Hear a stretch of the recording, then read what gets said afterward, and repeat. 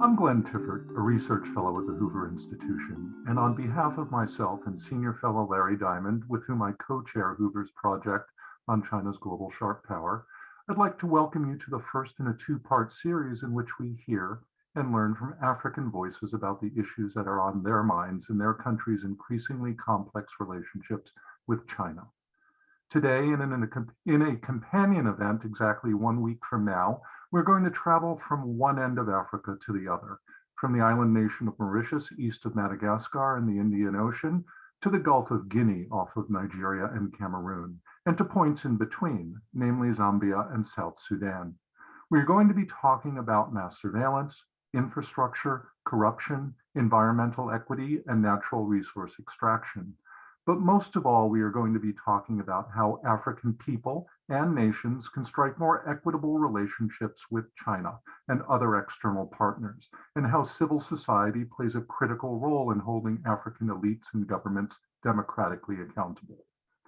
This is a goal with which people everywhere can identify, and I extend my respect and admiration to the four guests who will guide us in this series for making a difference, not just in their own societies, but in sharing their knowledge so that others in Africa and beyond can carry the baton forward.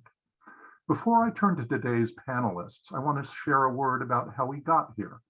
1 year ago, Larry and I launched a months-long series of seminars and dialogues that united experts on China from across the globe with nearly 30 journalists, academics, and civil society leaders from 24 sub-Saharan African countries.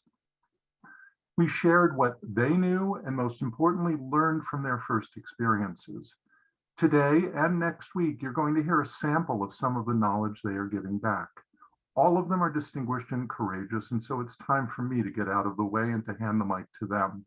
We'll start by hearing from Dr. Roukaya Kasenally, who's an associate professor at the University of Mauritius, chair of the Electoral Institute for Sustainable Democracy in Africa, and a member of the International Advisory Board of the Electoral Integrity Project.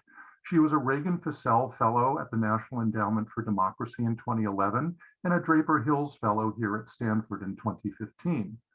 Then we'll be pivoting to Mr. Rueben Lifuka.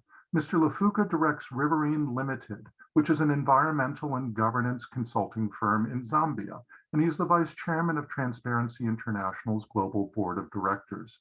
We're also proud to claim him as a 2011 Draper Hills Fellow here at Stanford. The papers they are presenting today can be downloaded from hoover.org/CGSP for China's global sharp power. And as if it couldn't get any better than that, we're honored to have as our discussant today the Honorable, the Dr. Jendai Fraser. Among her many distinctions, she is Dignan Distinguished Visiting Fellow at the Hoover Institution, former U.S. Assistant Secretary of State for African Affairs, and former U.S. Ambassador to South Africa. I've spoken too long, and so now I turn the floor over to Dr. Kasenally. Roukaya, take it away. Thank you so much, Glenn. I'll ask the slides to be put up, and today I'm going to talk about the Mauritius Safe City Project, which is known as the MSCP. Can we go to the next slide, please? So basically, when we talk about Mauritius, I think it's important to situate Mauritius, a small island of 720 square miles in the right smack in the middle of the Indian Ocean.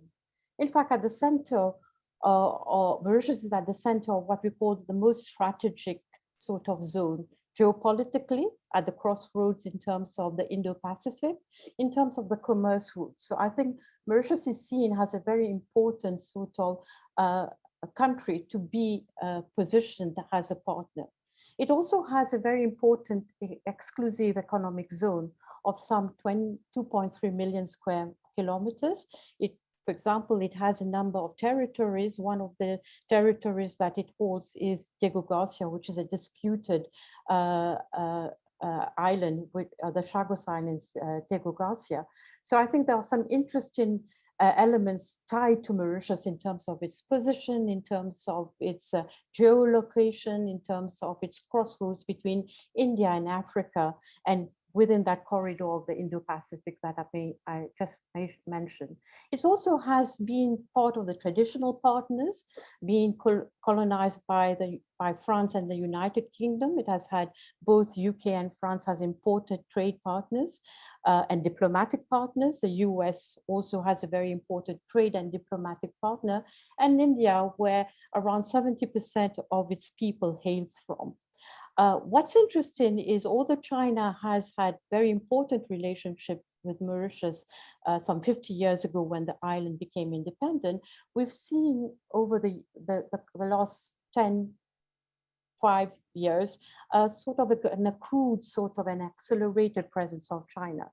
In fact, the Afrobarometer round 8 on Mauritius actually emphasizes that 75% of respondents believe that China's economic activities have a lot to some influence on Mauritian economy. Also, equally, 75% of Mauritians respondents were aware of the loans and developmental assistance given by China. Next, please. So having situated Mauritius, for those of you who don't know Mauritius, I think I'll go straight on to the Mauritius Safe City Project. It actually dropped from nowhere, literally dropped from nowhere. Today we have some 2,500 cameras, which are operation out of 4,000 cameras that have been installed. There is the big question that I started to look at when I was researching on this piece of work was the relevance and utility of such a project.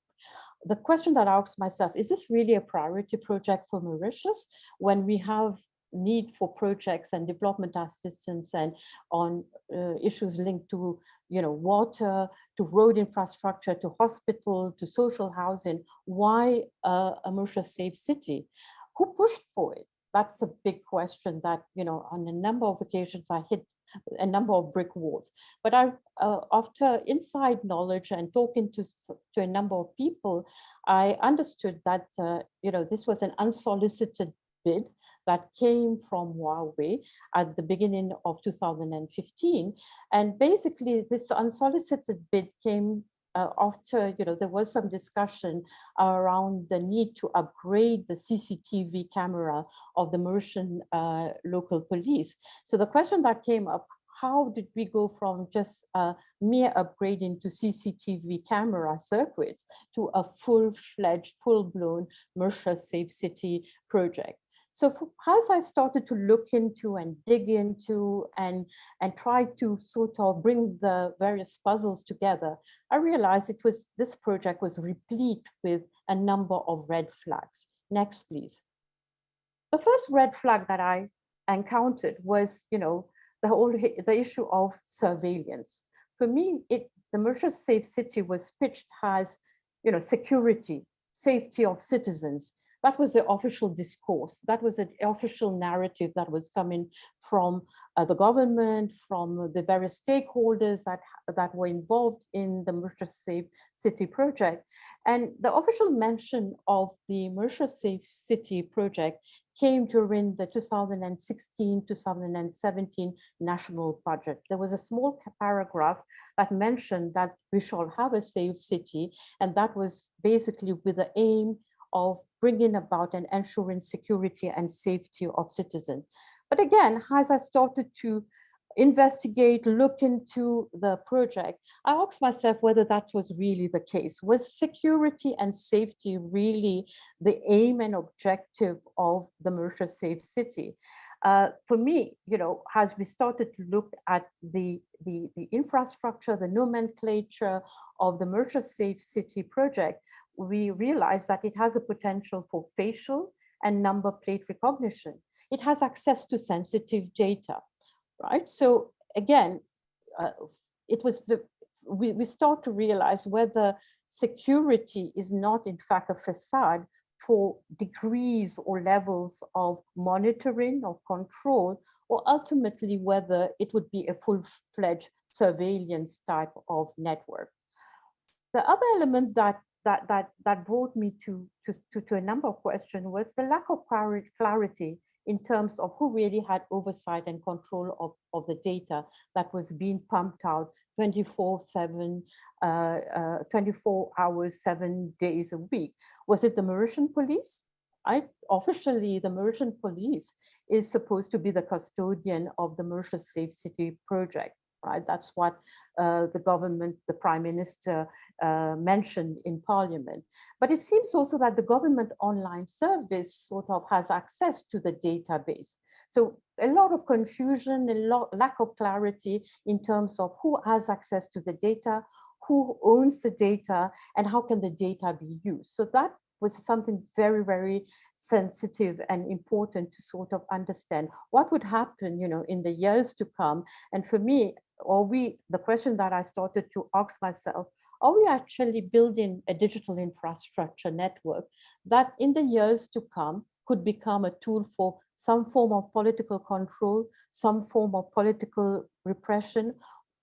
Where were the cameras? I mean, it would be very interesting as a next stage to this project to actually do a mapping of where the cameras are.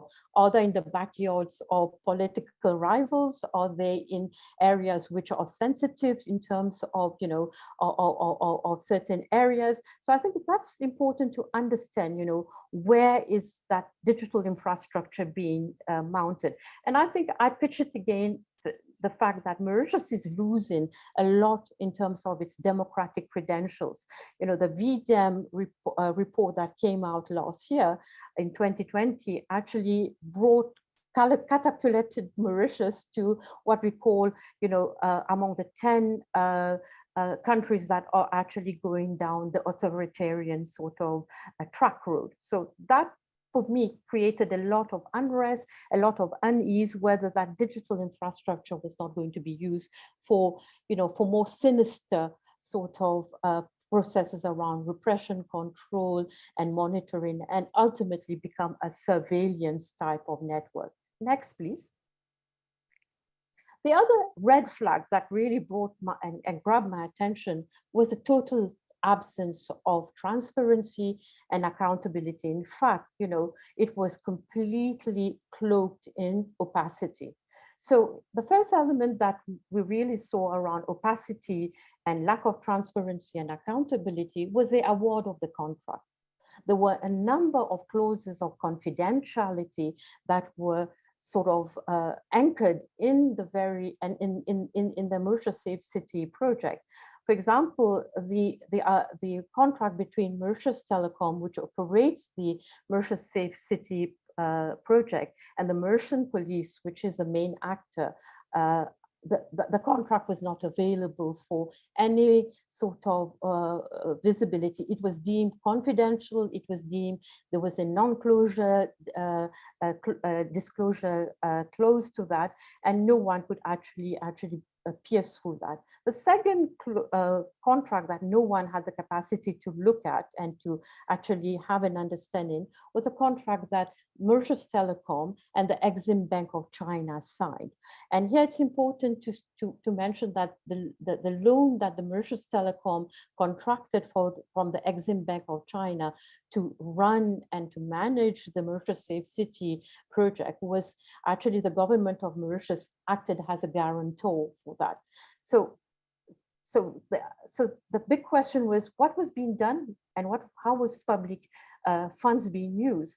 The other element that also was important to shine light is the overriding of the Public Procurement Act. The Public Procurement Act is very clear in terms of saying that basic principles and procedures will be applied in and regulate the public procurement of goods, of public works, etc. But in the case of the Mauritius Safe City, because the issue of public security or national security was used, this particular Public Procurement Act was actually overridden, right? So which meant that there was, Mauritius Telecom was automatically chosen as the most favorite sort of provider to actually run the Mauritius Safe City project. So the other element also that started to demonstrate, that the democratic credentials of Mauritius was starting to sort of be completely under attack was that, the institutes of oversight, such as Parliament and the National Audit Body, were debarred from crucial information, despite the fact on numerous occasions in 2018, in 2019, in 2020, members of parliaments were actually asked through the parliamentary questions, a number of questions pertaining to expenditure, to contract, the aspect of the contract, to the nature of the contract, but very little information was trickled in that particular, the use through Parliament. The same happened for the National Audit Body. Again, those two very important oversight bodies were debarred from crucial information. So again, the lack of transparency and accountability. Next, please. So key takeaways as I round off, for me, I feel, and I have this very sort of unwary feeling that we are laying the ground for what I call a digital surveillance system. And as I mentioned, it has a direct impact on the capacity that Mauritius was a democratic lighthouse. So we see a number of democratic downgrading. We see a number of authoritarian trends happening in terms of civil liberties and political rights being sort of roughshod. The shift of a new type of partnership based on opacity, confidentiality, non-disclosure. So who does it really serve, and who does it really benefit? For me, again, what is it for China? Again, the role of Huawei, was it simply acting as a commercial entity? Big questions that need to be elucidated. The demand and accountability that we need as citizens, as researchers, as stakeholders of different parts of Africa to actually get our national governments and elites to be accountable to us, because this is public money. And last but not least, can the Mauritius Safe City Project act as a cautionary tale? Because we know that there are a number of safe cities being currently rolled out across the continent. So can the case of Mauritius act as an example of things not to be done? Thank you so much for your attention, and I'll be very, very happy to take in any further questions at a later stage. Thank you so much, Roukaya. You've given us a lot to discuss in the discussion section, and I want to let our audience know that we will reserve the last 10 to 15 minutes of the event for audience questions. So line them up and you can begin entering them by clicking on the Q&A button at the bottom of your screens. But without further ado, Rueben, the floor is yours. Thank you very much, Glenn. And it's a pleasure being here this evening. I'm very delighted to speak after Roukaya. She's kind of laid the foundation of some of the things that I'm going to say. So if we go to the next slide. So the Zambian scenario is quite similar to many, the first slide is quite similar to many other countries where we are all grappling with the question of infrastructure development. And Zambia's construction sector has been plays a very vital role in the economic development of our country. Zambia needs infrastructure in order for it to reach its desired vision of a middle-income country. And we've been implementing a number of large-scale infrastructure projects, including what is known as the Link 8000 road project. This is 8,000 kilometers core roads that have been earmarked for rehabilitation and upgrade. But with such large projects, we need high-level technical and financial capacity of contractors. And this is where Zambia has opened up, so to say, to foreign-owned contracting firms. So if we go to the next slide, it really demonstrates that over the years, China has become one of the major players in the construction sector. Chinese international construction and engineering contractors have become major players. And for Zambia, we've had a long-standing bilateral and diplomatic relations with China. So we've been a recipient of aid and also grants, as well as joint venture funding for projects, large-scale projects, such as roads, bridges, and airports. If we go to the next slide. But as with any sector, the construction sector in Zambia has been fraught with a lot of corruption. And the increasing demand for public infrastructure has also seen an increase in corruption in terms of fraud, bribery, collusion, kickbacks, conflict of interest, among others. And these unethical and corrupt practices affect both foreign and local companies. And the question, therefore, is whether the participation of Chinese companies, the large-scale Chinese companies, has positively or negatively impacted on the construction environment in Zambia. If we go to the next slide. And why do I pick this particular question? I cycle back to the fact that China and President Xi Jinping has embarked on this ambitious campaign to address the deep and endemic corruption problem within China. And China would like to herald itself as having scored successes in a number of the anti-corruption measures. But given China's important position as a major exporter and international development partner, I'm interested to know whether it has played any significant role in combating corruption of its nationals who are working abroad, like the big foreign contracting firms that are working in the Zambian sphere. So if we go to the next slide. For this particular project, I therefore asked two questions. Whether, number one, is there any congruence between the desires of the Chinese regime to promote clean business at home and the practice of Chinese companies, some of them state-owned in foreign jurisdictions? And more specifically, whether the state of corruption in the Zambian construction sector is any different today following the involvement of international Chinese construction companies. Now, let's start from how, and we go to the next slide, how do Chinese companies and local companies participate in the construction sector? In Zambia, there is a requirement by law for the registration of both local and foreign contractors. And this is under the National Council of Construction. And there are 6 grades, grade 1 and 2 being the highest in terms of both scope and the budget of projects to be handled. What you notice is that foreign-owned companies, and particularly Chinese companies, dominate grades 1 and 2. And this has been the case since the contractor registration started in 2005. So inevitably, it means that they dominate the large-scale projects that come into the country. If we go to the next slide, it just gives an overview of the table on the next slide. And I'm sure you could later on look at that. Let's now go to the practices. If we go to the next slide. So with that in mind, Zambia needs investment. Zambia is turned to foreign companies because of capacity and financial skills. What then are the practices of the Chinese companies which either positively or negatively affect the construction sector? When I looked at this, I looked at the entry of Chinese companies to the Zambian construction industry. The entry into overseas market by Chinese construction companies over the years has largely been driven by Chinese state-owned companies.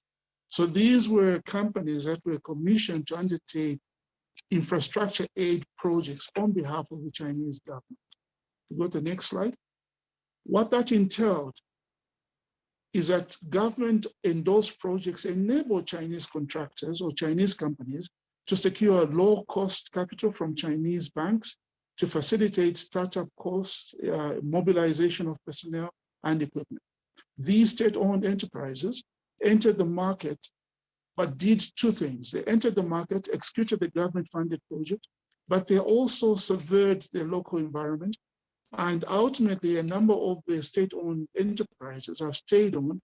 They've registered their local presence, so they have a locally registered company, and they are competing with the local small-scale contracting firms within Zambia. So not only do they have access to capital, they have the muscle, but they're also competing with the small companies within Zambia.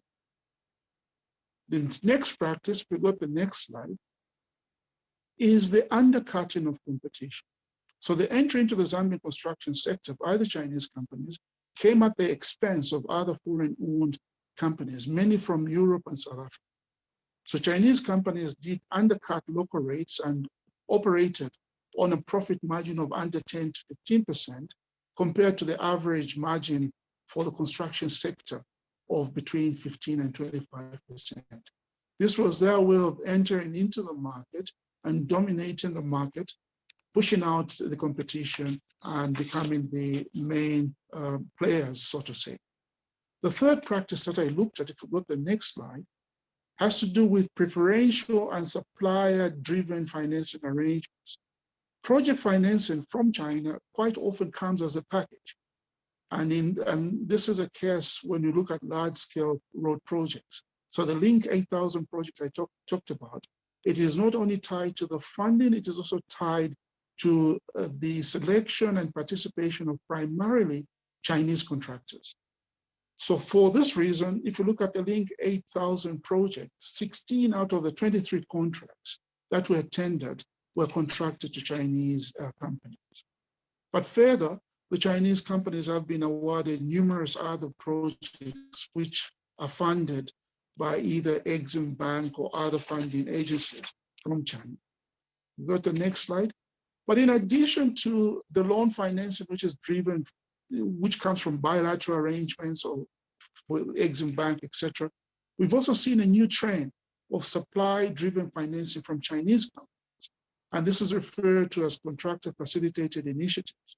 And these were introduced around 2016, primarily to address the difficulties of raising external loans and the shortfalls in local revenues for undertaking what has been termed as politically popular roads and other construction projects. So in the case of Zambia, this is a situation where the Zambian government, being unable to pay upfront for a road project, agrees to a solicitation from a contractor to mobilize financing at competitive rates, and the government commits to reimbursing the funds on agreed terms. Now, in most cases, these projects are not priority. So the Chinese contractors will lobby heavily government officials to agree to put these projects on the plans so that then they can be executed. And we've seen that with toll gates, some of the rules that have been constructed. The fourth practice is non-competitive bidding, and I'll go quickly through this. Go to the next slide. Essentially, the domination of Chinese-owned companies among the higher grades of the contractor registration, as well as this preferential supplier-driven financing, has exacerbated the abuse of single sourcing procurement, which is often non-competitive. So governments will work with one contractor because they've got the money, or they're the only ones within the higher grades of registration. So in some cases, these single source projects are determined without even undertaking a feasibility study. So that makes some of the projects to be overpriced and not necessarily to the benefit of the Zambian populace. So package financing deals which are tied to commercial conditions facilitate the procurement of services from Chinese contractors on a non-competitive single source basis. The next practice, and I'm almost coming to an end, Glenn, it's this unknown terms and conditions of the Chinese funding. Like Roukaya said, the terms and conditions attached to funding from Chinese lenders, whether through major policy banks or state-owned commercial banks or government agencies, are not transparently disclosed. And additionally, we've seen from some studies that Chinese sovereign debt contracts in Africa highlight this inclusion of funding agreements which have confidentiality clauses, as well as a right to cancel the loan and demand immediate repayment under a wide range of circumstances, including political and economic circumstances, which may not be related to the project.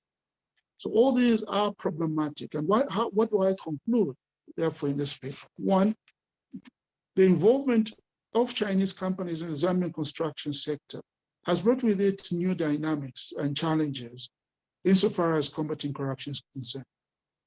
So the practice of preferential funding, support from Chinese banks, the tolerance for non-competitive behavior by Zambian authorities, present the Chinese companies with unfair advantage over the local competitors.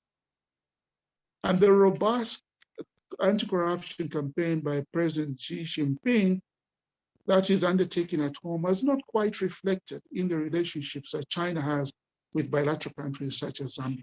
We've not seen the Chinese companies use their size and muscle, so to say, to influence the construction sector. Go to the next slide.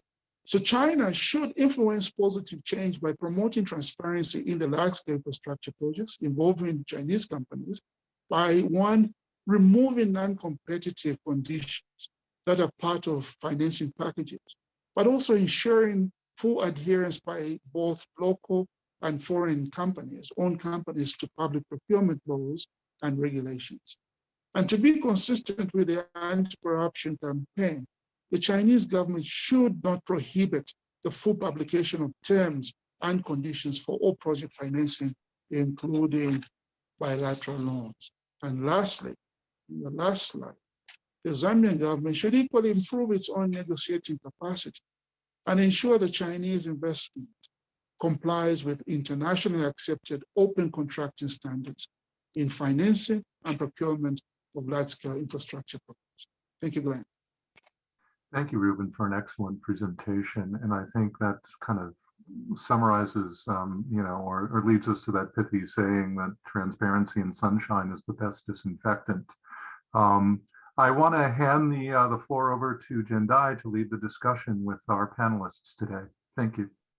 Well, thank you, Glenn. And thank you, Roukaya and Ruben, for really outstanding papers. I really enjoyed reading them. And I think that both of your papers bring out very common themes. But first, I'd like to just frame it by saying that often when we think about China and its economic footprint in Africa, we do think about it as a positive towards development. Obviously the continent needs infrastructure development to grow, as I think, Ruben, your paper sets out very clearly in terms of the National Development Plan of Zambia. And so we sort of debate this thing at a 60,000 foot, perspective, saying, well, China's doing good because it's bringing infrastructure. African countries want the Chinese to invest because, the West, the US, the West, European countries aren't actually filling that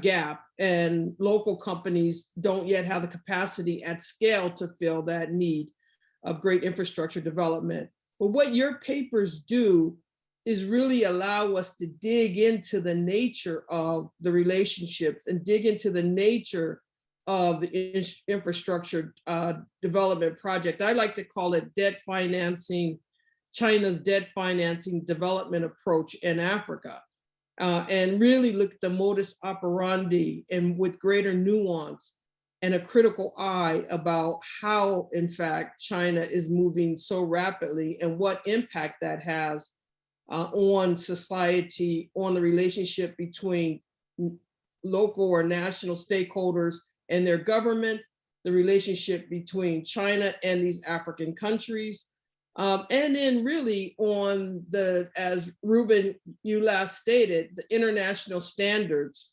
for financing these infrastructure, whether digital or transportation infrastructure projects. So one of the things I'd like to just bring out from both of your papers is those points about the nature of financing, the subsidies that are coming from the Chinese government to support often state-owned enterprises, Chinese state-owned enterprises, and that the nature of those contracts are often, as both of you point out, unsolicited. I think you used the term, Ruben, contractor facilitated initiatives. And, Roukaya, you talked about the unsolicited bid where a project to upgrade the closed circuit TV network becomes a full-blown safe city project at $455 million over 20 years, going to a private sector company guaranteed by the government without any citizen participation, basically pushed by Huawei. And so these very sort of projects which are being pushed by Chinese companies onto these national governments that don't necessarily reflect national priorities, I think is really something that needs to be paid attention to, as well as the single source procurement, non-competitive single source procurement, and the timed loans, so that if the Chinese government gives a loan, then you also have to use Chinese contractors, which again undermine local contracting companies, and of course is unfair competition. And then finally, what you talked about with confidentiality clauses, increasing that non-transparency. And so really, in Roukaya, your words, the opacity of the contracts and of the financing arrangements for these big infrastructure projects are leading to, in fact, deeper corruption and opportunities for corruption. And so corrupting of officials in these societies. It also, I think, speaks to the nature of the relationship between the Chinese government and the African government, in that there's a tremendous asymmetry, right? There's a tremendous asymmetry when most of the financing for these projects are coming from Chinese-owned banks, and these governments are taking it in with all of these clauses which aren't being open to the public, aren't being debated. They don't have as much negotiating power over them. And I think, Rueben, as you said, the Chinese government has, and Roukaya, I think you also said, this fine print where they can just cancel it, cancel the contracts. And so that brings, I think, significant pressure. Well, one of the questions I'd have for you, Rueben, is whether you premise your paper on the idea that Xi Jinping has an interest in stopping these type of non-transparent, corrupting commercial arrangements by reining in Chinese companies, that he has an interest in that to promote better governance and better economic governance anyway, and non-corruption, which he's doing, you said, at home. But what is China's real interest? Does Xi Jinping have an interest in stopping its companies or reining in these companies? Is their corrupting practices hurting a broader agenda that China has in Africa? That's, I think, an important question to ask, which is at the foundation of your premise that China should do a better job.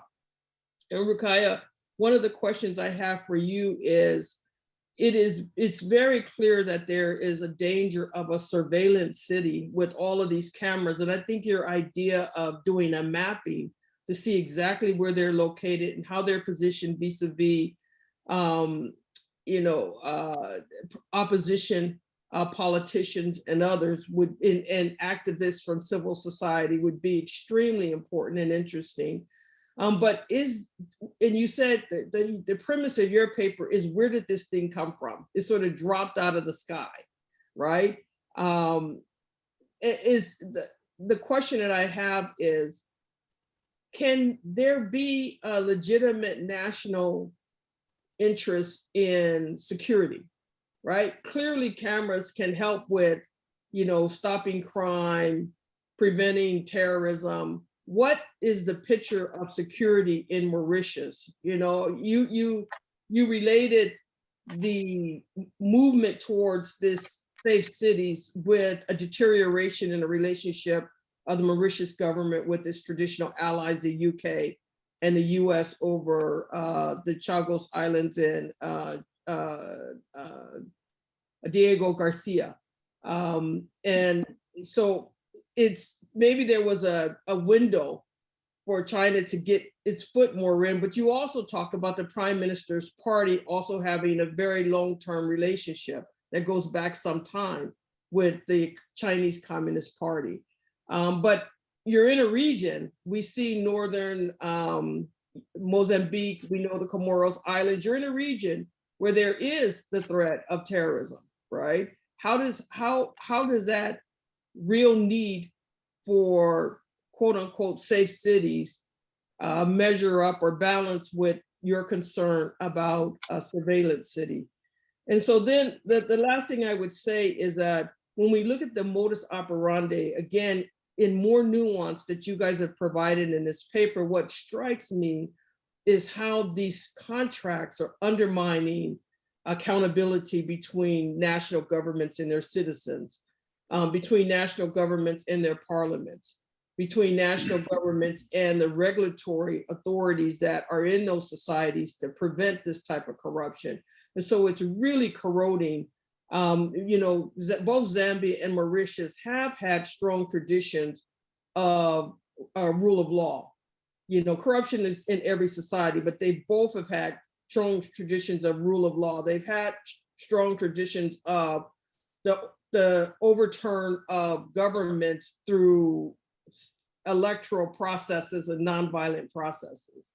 But yet when you see this, the Chinese government through these financing of these contracts, which are not competitive, non-transparent, and often not even focused on national development priorities, you start to see the erosion of that democratic space and those democratic institutions and those democratic norms, which to me is moving into China's sharp power, which goes from transparent influence to more covert efforts to capture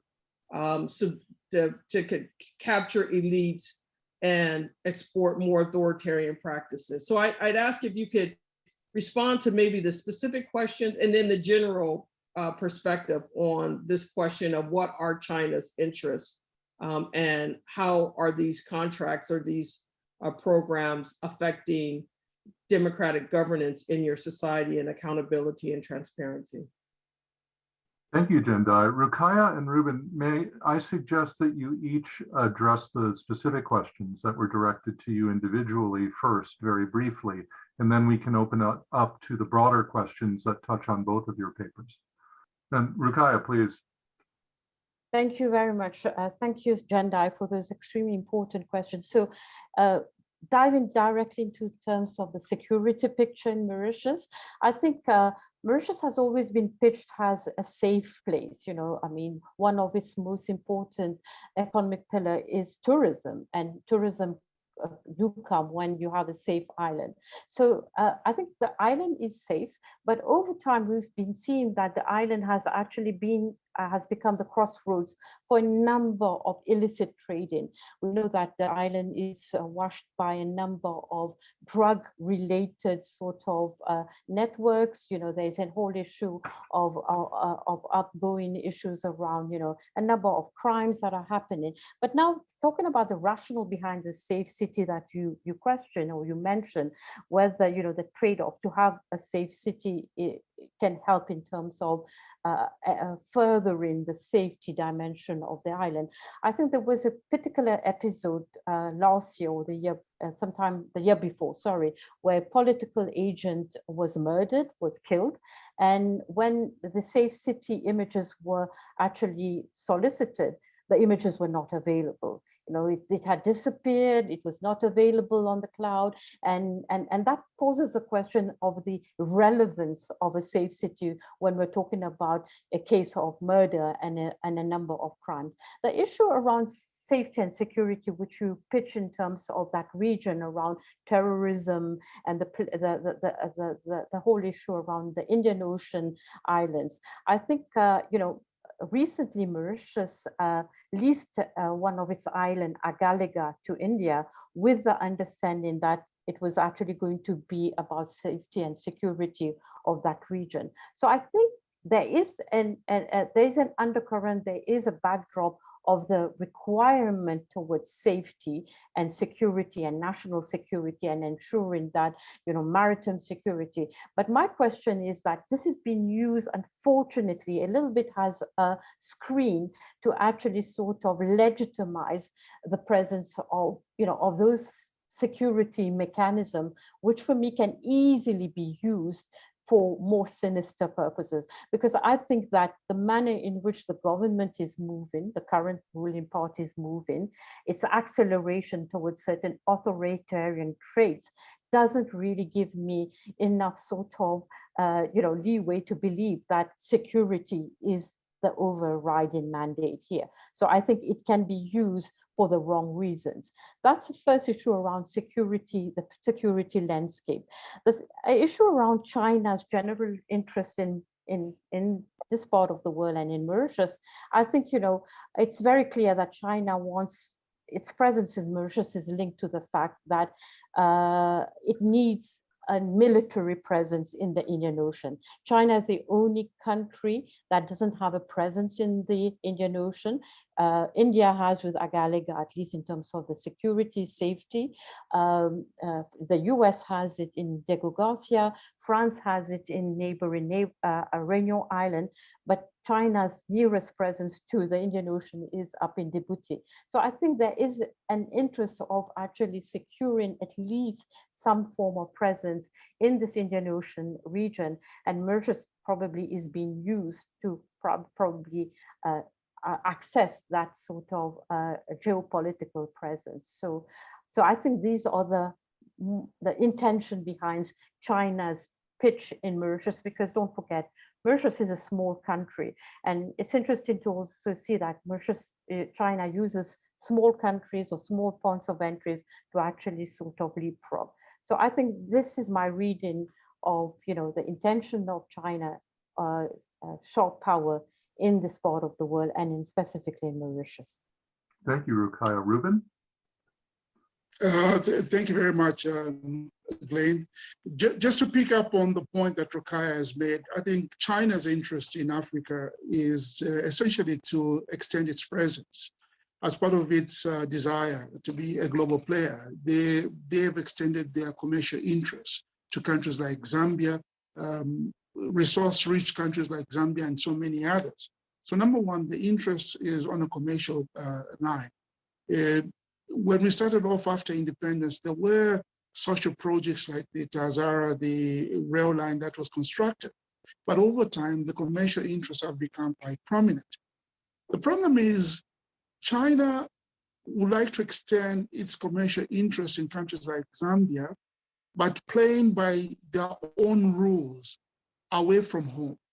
So not adhering to public procurement procedures because of the nature of the contracts that are entered to, not being open and transparent to allow for this freedom of expression and the scrutiny that civil society, the media, and others would like to have if they had greater information on the nature of the contracts, etc. So it would like to participate in our economies, but on their terms, under their rules, and not necessarily the local rules. Now, if you look at the fight against corruption in China and what is happening elsewhere, I see a serious policy incoherency here. On one hand, we're being told China is fighting corruption. And one expects that the state-owned enterprises, which meet all the requirements of the Chinese government, including the 8 code, whatever it is that are put in place, will do the same in foreign jurisdiction. However, China's well-known policy is that of non-interference in domestic affairs of recipient countries. That to me suggests that China will be less than inclined to take an active role in fighting corruption. Right by that policy, it is not quite inclined. This hands-off approach seemingly just makes China not too keen to get its hands dirty in dealing with domestic affairs of Zambia or helping Zambia deal with the corruption that we're grappling with, not just in the construction sector, but elsewhere. But what is also worrying to me is that there seems to be this notion that the Chinese companies, like others, would say, well, we are corrupt because we found a corrupt environment. But a corrupt environment should never serve as a justification for one's own corrupt behavior. If Chinese companies are living up to higher standards of probity in the way they do business, this needs to be demonstrated in the norms that they bring to their workspaces, in the way they deal with government officials, in the way they compete for projects, avoiding collusion, avoiding all the unfair business practices. But we're not seeing that. It's almost like going with the flow because we found a dirty environment. So there's nothing wrong with us being part of this environment and not standing out and being that beacon of hope that we can clean up the sector.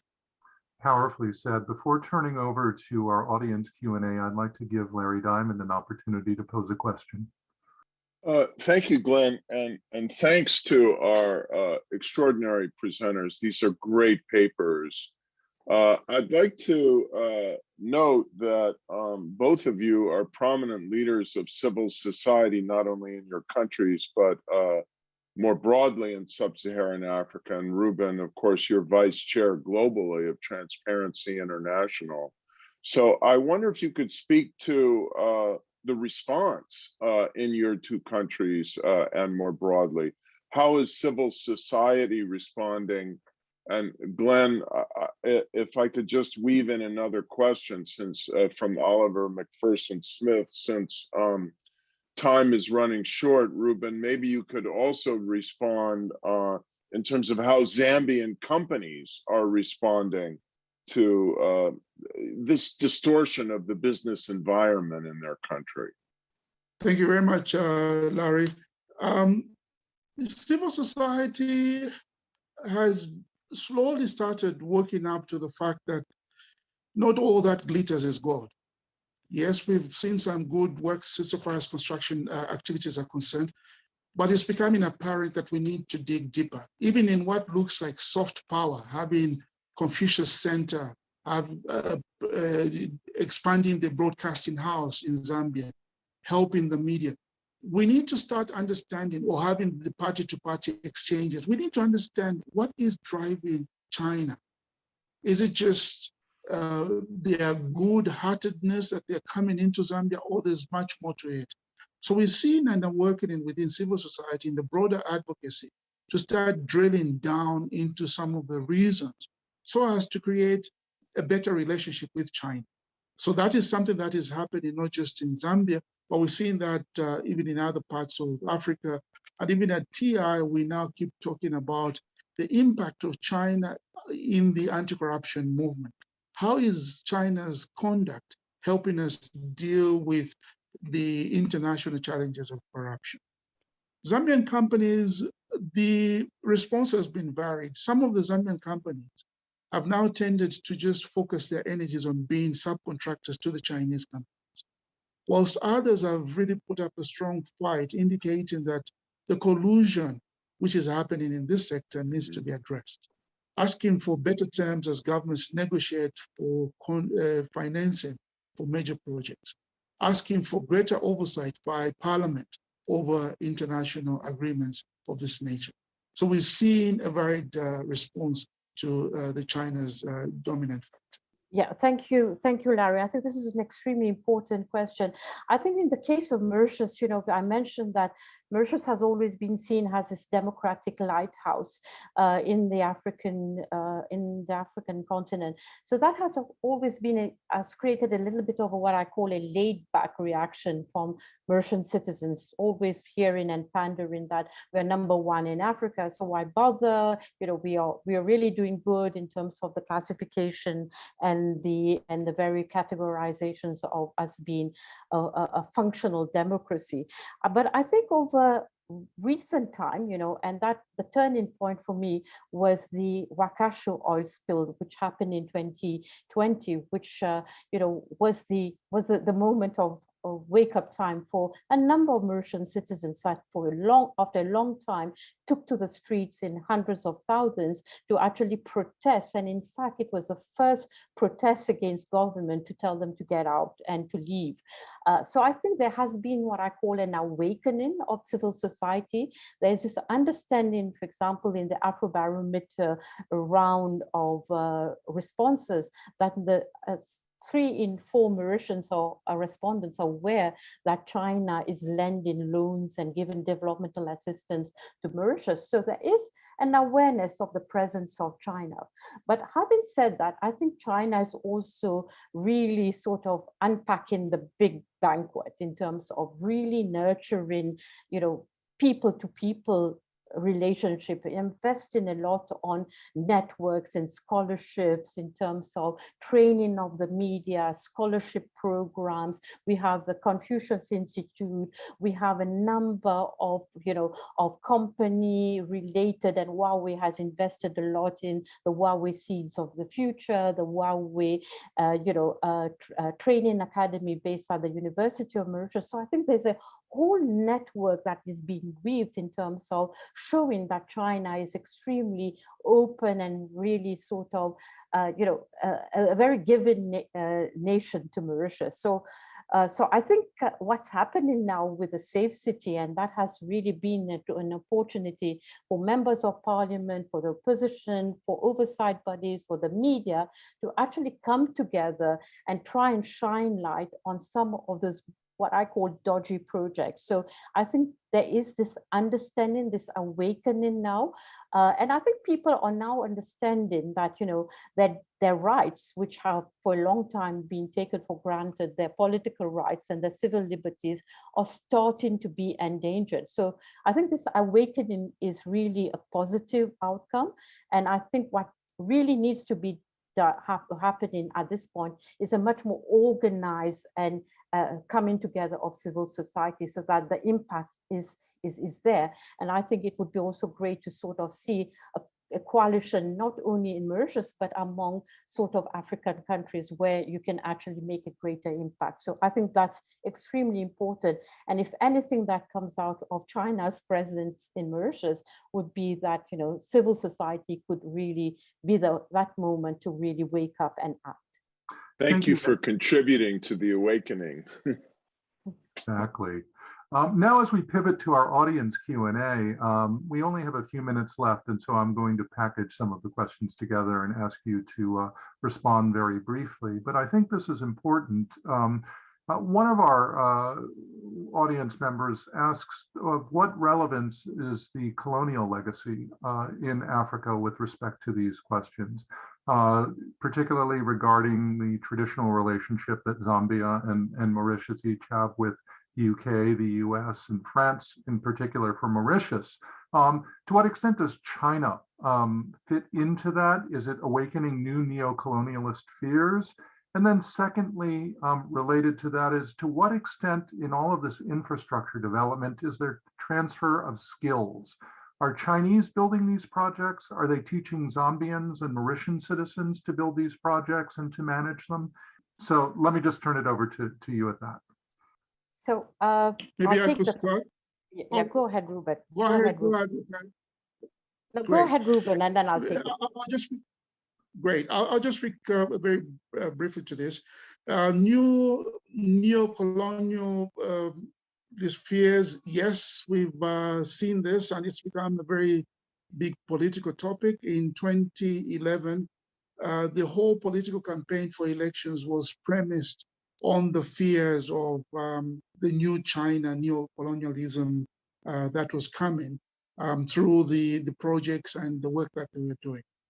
Now, again, it's a magnitude of the projects that Chinese companies are implementing, from schools to hospitals to bridges to roads to nearly everything. I mean, 2014, 90% of the projects that were tendered out were given to foreign companies, and of the foreign companies, 90% of them were Chinese.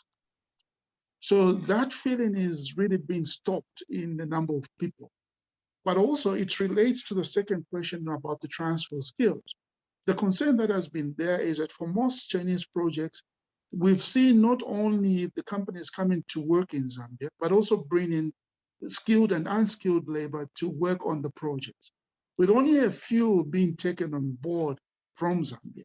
And that's why government in the last couple of years has come up with a rule to demand that 30 to 40% of the subcontracting work should go to Zambian-owned companies, because this was not happening in the previous years, and they would like to see more participation of Zambian companies. So it's happening, but not to the extent that one would be happy. Happening in the sense that the skilled or unskilled labor, local labor that works on a project at the airport, really go on and work on other projects, having worked on such a big project. But whether this is structured is not the case. And this is something that has been pushed. Right. Roukaya. Yes, to pick up, I think the similar sort of traits that that Ruben talked about, neocolonialism, sort of. I think China and Mauritius has always had very important relationship. I mentioned that it goes back to 50 years ago when Mauritius became independent, and China and Mauritius recognized China as, and not Taiwan. And so I think that's there. But what is interesting, for example, in the case of Mauritius, is that there is a presence of India.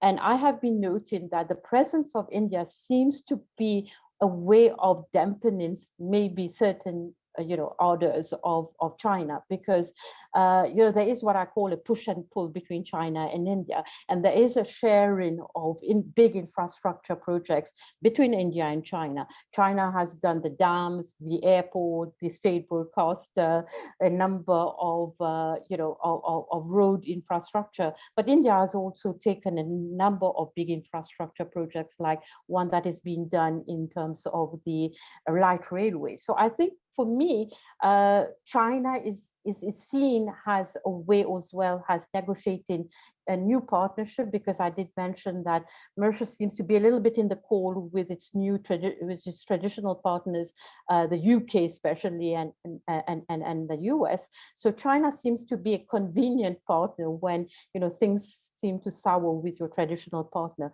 But what I think is interesting is that presence of India that can actually be a form of retaining impact on China's maybe sharp power in Mauritius. So that's the first thing. In terms of transfer of skill, in terms of big infrastructure projects, there are they are packaged. So you have the workman force that comes in, that you have the Exim Bank of China that provides the financing like the traditional. So there's no real transfer of skills, and very often when we have in Mauritius, for example, we have a current high level of unemployment, but most of the big infrastructure projects are being manned by foreign workers that are imported in, as part of the package project. The transfer of skills seems to be happening at the people to people. I mentioned about, the Confucius Institute, the training programs around building capacity. So there seems to be a different type of transfer of skill, with one that is built in terms of building the network of China in Mauritius and showing the grandeur and the generosity of China, but at the other stroke of the hand, big infrastructure projects are only manned and dealt and managed by Chinese companies, up to 70 to 80% of the effectives. Thank you, Roukaya. I can't thank our three panelists, Jendai included, for enough for a really fascinating conversation. I encourage everyone in the audience to download the papers. I've put the link in the chat, but you can visit them also at hoover.org/CGSP for China's Global Sharp Power. And I hope that you'll join us at the same time next week for a second pair of papers. Thank you so much, Roukaya and Jendai and Rueben, for participating today. It's been a pleasure working with you.